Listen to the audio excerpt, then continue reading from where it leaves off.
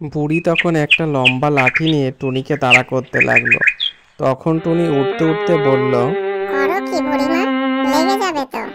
লাগলে লাগুক, তোদের যন্ত্রণায় আমার জীবন পুরে কয়লা হয়ে গেল। কি আশ্চর্য কথা বলছো বুড়িমা, আমরা এই একটু ছোট্ট পাখি, আমাদের পেটই বা কত বড়, আমরা কতটুকুই বা ধান খেতে পারি। এতই যদি তোমার আপত্তি হয় তাহলে বলতেই হয় তুমি বুড়ি খুব কিপটে। ওরে শয়তান, আমাকে কিপটে বলছিস? আজ তোর একদিন কি আমার একদিন। যত বড় মুখ নয় তত বড় কথা। দাঁড়া, তোকে দেখাচ্ছে আজকে মজা। এই বলে বুড়ি লাঠি নিয়ে টুনিকে তাড়া করতে লাগলো। আর টুনি উঠতে উঠতে পালিয়ে গেল।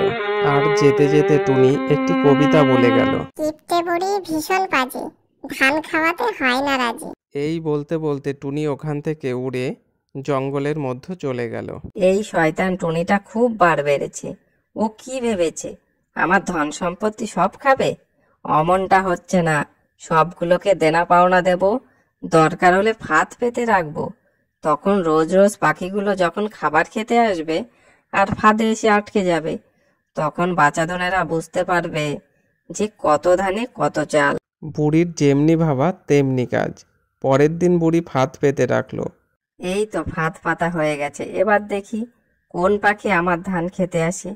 সবগুলোকে একেবারে শাস্তি দেব।